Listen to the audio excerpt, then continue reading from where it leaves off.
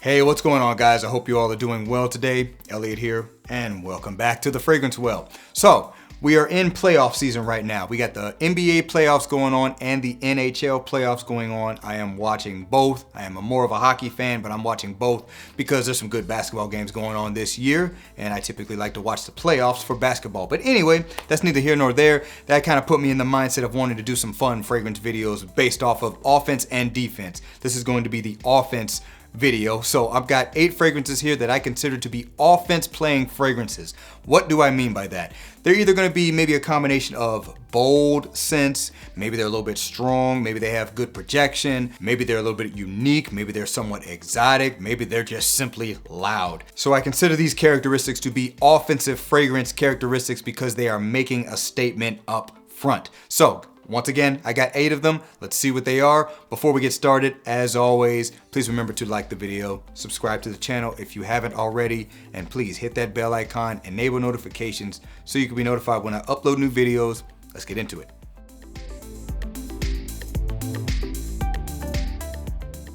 All right, guys, the first one's coming from the House of Arabian Oud. This is Blue Oud. Arabian Oud, Blue Oud.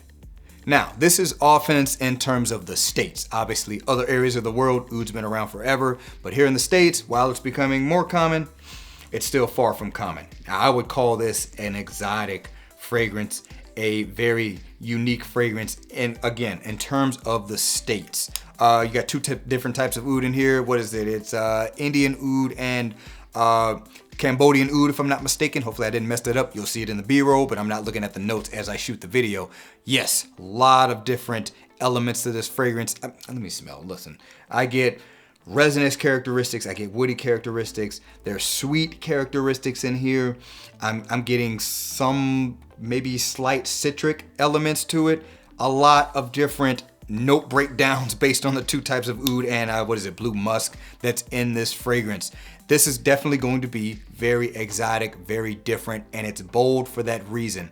It can be a strong projector. I find that the C odds is a little bit more of the case with this fragrance, but it will definitely fill up a space. Obviously, oud in heavy amounts is a very strong fragrance ingredient, and also, yeah, it can definitely push off the skin, particularly if you spray too much of it.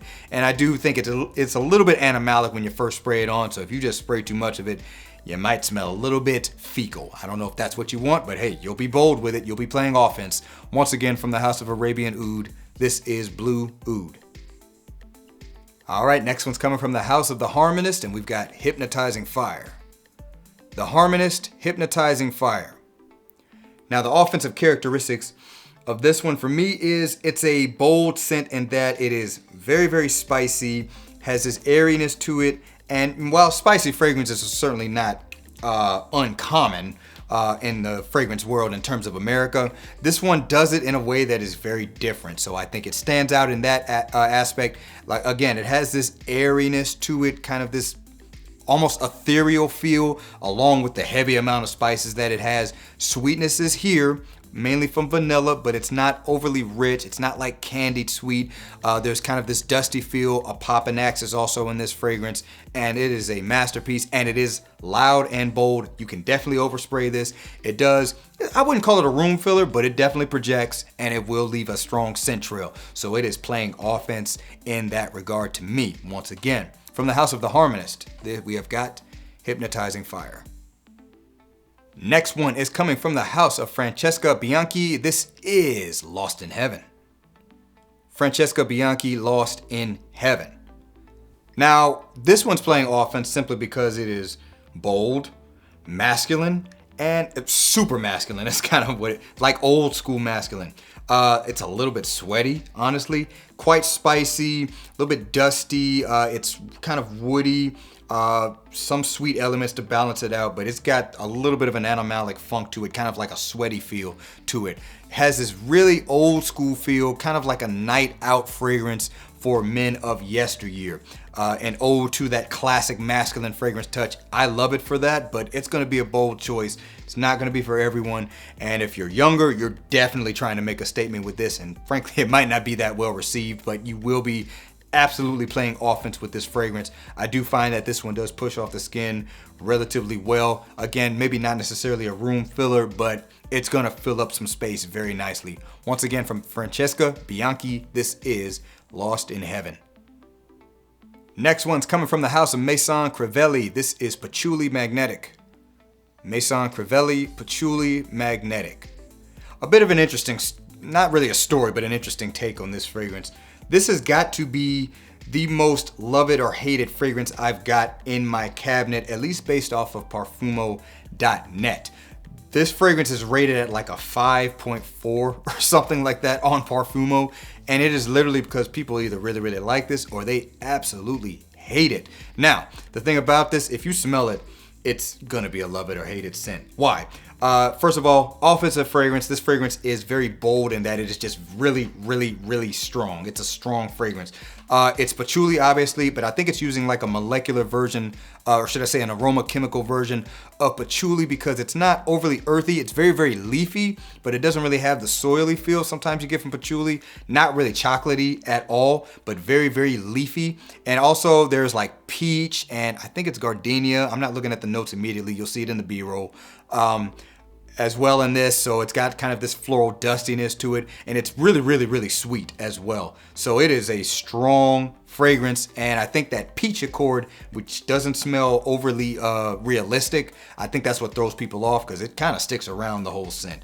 Very sweet take on patchouli, very unique take on patchouli, but very, very strong fragrance. That's the offensive nature of it. It's just very, very strong, and also not a lot of people are wearing scents like this. It is really a unique fragrance, but man, people either really like this or they absolutely hate it. I happen to like it. Once again, from the house of Maison Crivelli, this is Patchouli Magnetik. Next one's coming from the house of Amouage, and this is Interlude Man. Amouage, Interlude Man. Now, if you're familiar with this scent, you should know why I put it on the offensive fragrance list. This is definitely bold, and again, in terms of the States, in terms of the United States, it is bold, and it is strong, because this one could fill a room too, and it definitely leaves a very strong scent trail. It's smoky, it's resinous, it's woody, it's leathery, a little bit of spice, and of course the infamous oregano note in the top of the note breakdown. Now listen, I personally love this stuff. I loved it at first sniff, but I can certainly understand why a lot of people don't like it. And let's be real, I think it's popular in the community because of its uniqueness, at least in terms of the States once again, and the fact that it's a strong fragrance. I don't think it ever really got popular because everybody loved how it smelled. But that's cool. But yeah, offensive fragrance for sure, because you're gonna make a statement with this fragrance. You're not gonna smell like most people there. And if you overspray this, you're just gonna smell like this dark smoke bomb as far as I'm concerned, but in a interesting way, at least to my nose. Once again, from the house of Amouage, this is Interlude Man. All right, next one's coming from the house of Xerjoff, and this is gonna be Kemi.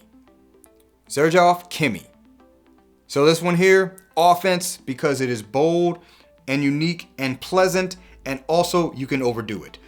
So this one here combines sweet and funky animalic notes. I get this kind of strawberry caramel like sweetness from the fragrance, and it is more sweet than it is animalic, but the animalic notes, what do we have? I think there's civet in here, I might be wrong. I think there's castoreum. There's definitely an oud that is adding to that funky nature for this fragrance. I think it smells amazing because I think it is perfectly balanced if you wear it correctly. You can easily throw off the balance of this one if you overspray it, because people are gonna pick up on that animalic nature of it. But it is bold because of that, mainly because it's just a bold choice, because somebody, if you wear this in the wrong environment and you don't really quite have the sprays right, or let's say your skin chemistry is a little off, they're gonna pick up on that fecal nature that this fragrance has. It is definitely there. So you are wearing an animalic fragrance with this, but if you wear it just right and let it kind of do what it does in the air, it just kind of adds character to it because it's more sweet than anything. But yeah, I consider this to be an offensive fragrance.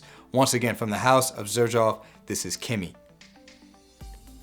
Next one's coming from the house of Moschino. This is going to be Toy Boy.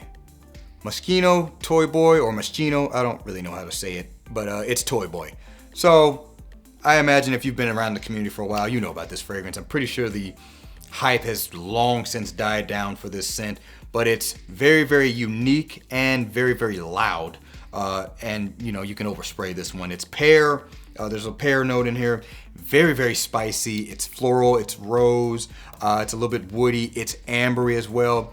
I applaud this house for putting out something very, very unique. And you know what? It's still hanging around on the shelf, so I guess that means something. So with the uniqueness of this one, that's where the offensive mindset comes in it for me, and it is very, very strong. It's very, very bold. This one does push off the skin for me, and more of a projector than anything, at least in my experience with the fragrance. And that pepperiness that's in here, I think you can easily overdo it. And if you get the right amount of sprays right, it's going to announce itself. It definitely is playing offense. You're not playing it safe with this fragrance. And if you happen to show people the bottle, you're really not playing it safe, because this is an ugly bottle in my opinion. But hey, the fragrance is unique. I think the bottle was meant to kind of add to that uniqueness and that boldness with this fragrance release. It definitely got people talking obviously. Once again, from the house of Moschino, this is Toy Boy. All right, and last but not least, from the house of Salvatore Ferragamo, we've got Uomo Signature.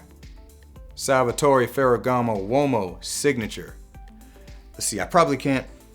Yeah, I can't really smell some of the atomizer is dried down. I don't want to spray it. The reason being is, from an offensive standpoint, this is probably one of the strongest projecting fragrances I have in my collection. Frankly, it's too strong for me. I don't wear it anymore because it sometimes gives me a headache. Sweet, sweet, sweet is the name of the game of this one. You will announce yourself from being cloyingly sweet with this fragrance. And for some, that may be exactly what you want. I'm just saying it's playing offense in that regard. Loads of tonka bean, loads of vanilla. There's supposed to be a little bit of a tiramisu characteristic with this, like coffee and spices. I get it more so from the original than I do from this one. For me, this one's just overly sweet, and that's pretty much it. But that's the overall characteristic of this fragrance. Definitely an offensive choice, because this will fill a room. It pushes off the skin. It is announcing itself. That is the intent with this fragrance. Once again, from the house of Salvatore Ferragamo, this is Uomo Signature.